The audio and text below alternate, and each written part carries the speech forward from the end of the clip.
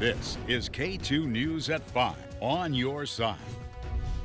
Tonight, tensions are very high after Iran launched a missile attack on Israel. The move, a sharp escalation of the conflict between the two countries, increasing the likelihood of an all-out war between two of the most powerful militaries in the Middle East. Good evening. Thanks for joining us, everybody. I'm Steve Dunn. And I'm Deborah Knapp. Iran said the attack was in response to the killings of militant leaders.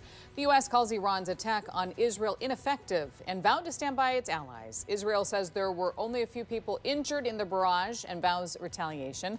The State Department calls it a brazen, unacceptable attack, much different from the actions Israel has been taking.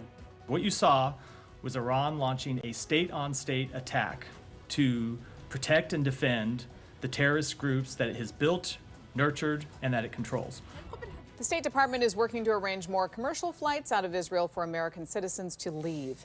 Keep it live on K2 for continuing coverage of the conflict in the Middle East and new developments coming out of Iran's attack on Israel. When we're not on the air, you can find the latest on our website, ka2.com. This story is new tonight. Portland police say they're anticipating a robust election season.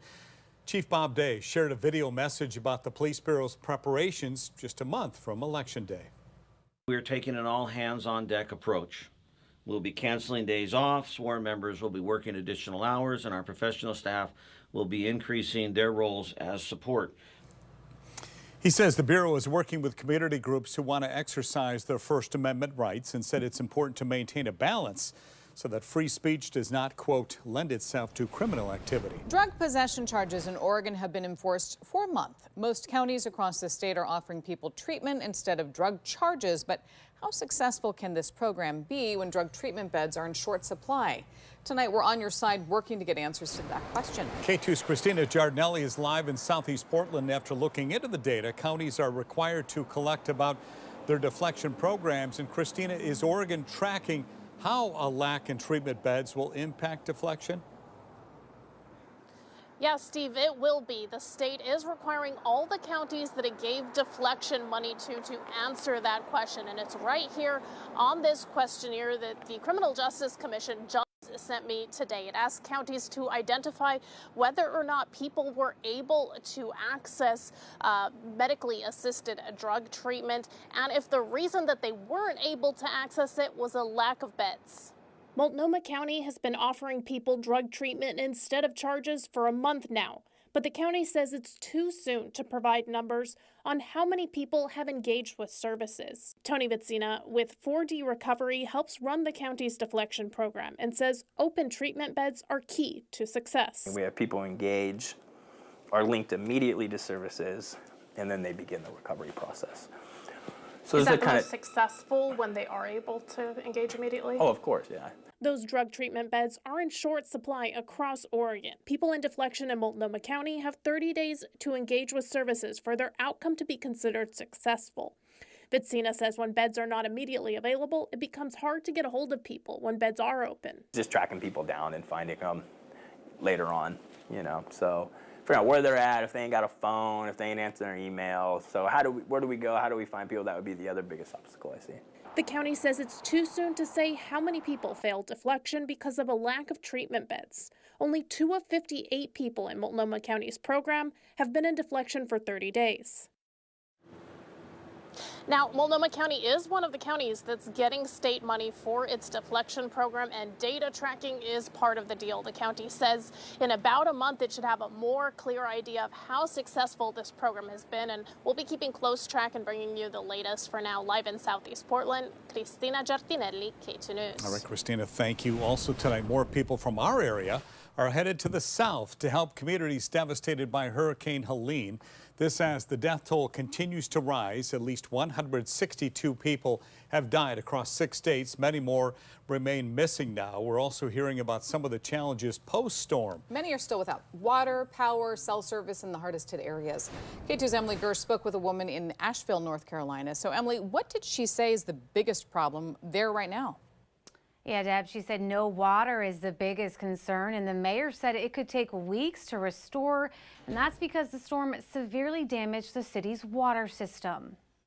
With our water pipes being completely out of service for the foreseeable future. We've been told 3 weeks. Natalie Hunt said the situation in Asheville is unprecedented. She says the flooding started on Wednesday and continued through Friday, wiping away roads and bridges, while strong winds blew down trees and knocked out power lines. She says until more aid arrives, neighbors are helping neighbors. We've shared flashlights and charging ports with our neighbors and water. We've gone down to creeks together to fill up our toilets. We've just talked and consoled one another with people we've lived next to for 2 years but have never met.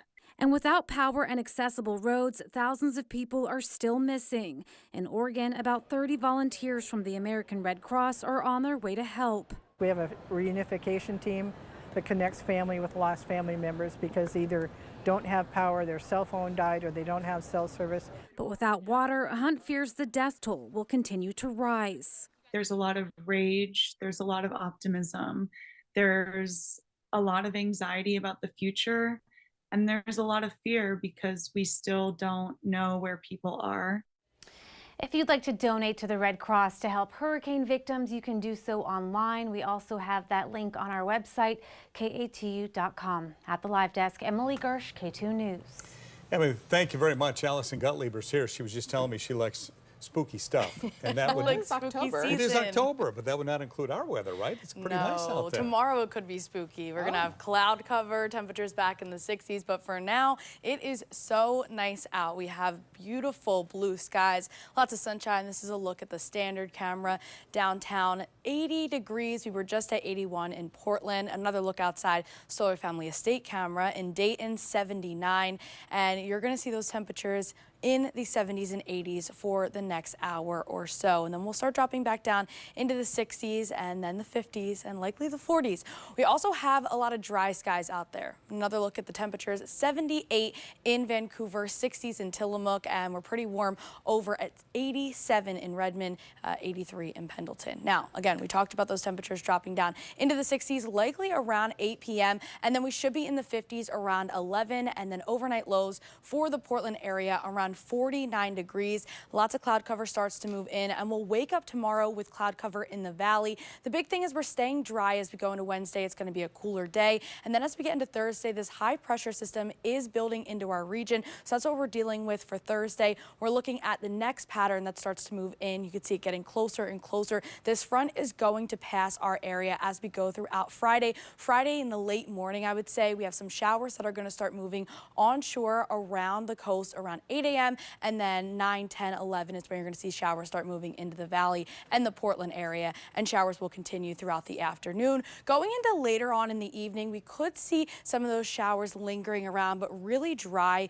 looking around 9, 10 o'clock at night. And then Saturday and Sunday are looking very dry and lots of sunshine. Also, those temperatures are going to be back in the 70s. So let's talk about this roller coaster. We are in the 60s for tomorrow. That's below average. Average temperatures are sitting in the low 70s, and then we should be back in the upper 70s on Thursday. Friday could be a cooler day with the rain showers. And then on Saturday and Sunday, I talked about how nice it's going to be maybe to go to a pumpkin patch or a hay ride, maybe a corn maze, but in the 70s.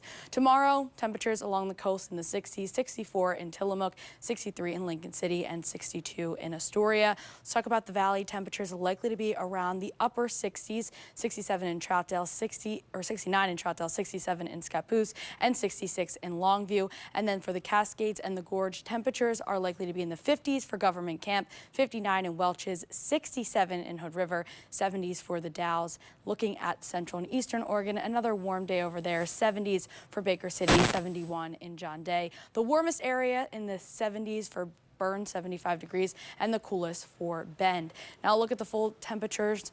For the 7-day forecast, you're seeing that temperature trend going up and down like a roller coaster. Tomorrow will be the coolest day. The next chance for rain on Friday, and then over the weekend and next work week, it's looking pretty nice so far. All right, thanks, Allison. Hopefully not too spooky for you. Not too spooky. Thank you. From Portland, Oregon to the Portland, Maine area, postal workers held a nationwide day of action today with rallies in 90 cities across the country. They're pushing for changes in the way the Postal Service is run. Union workers say the public deserves shorter lines, faster delivery, and that the workers deserve a better new contract. They also don't like the Postmaster General's new plan to consolidate the service. Oregon Senators Ron Wyden and Jeff Merkley joined the workers in support today. Think of what happens when you take out the local processing centers.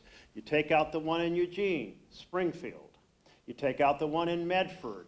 And that means folks throughout our state have to mail in, going to their neighbors. It has to come all the way to Portland to be sorted and all the way back.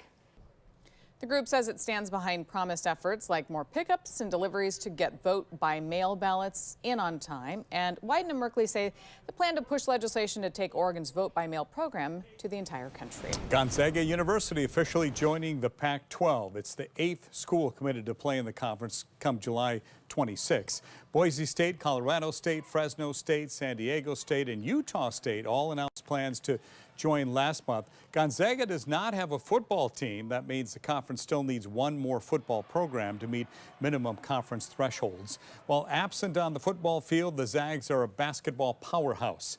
Its men's team is the only program in the country to make the Sweet 16 every season for the past 9 years. Portlanders are just over a month away from voting, which will result in dramatic changes to the city government. And starting next year, the city council will expand from 5 people, including the mayor, to 12 people in 4 separate districts. The mayor no longer be a part of the council. So K2's on your side, helping you make an informed decision on who will represent you. Thursday at 11 a.m., K2 News is partnering with Willamette University to hold a forum with candidates from District 4.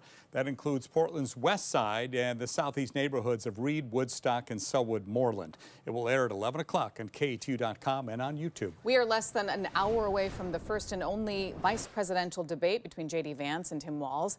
It is 90 minutes long. It comes 3 weeks after former President Donald Trump and Vice President Kamala Harris had their only scheduled debate. You can watch the vice presidential debate starting at 6 o'clock tonight. Debate coverage is underway right now, live on K2. That's it for this digital edition of K2 News. Thanks a lot for watching, everybody. We'll be back with a special post-debate newscast at 8 o'clock.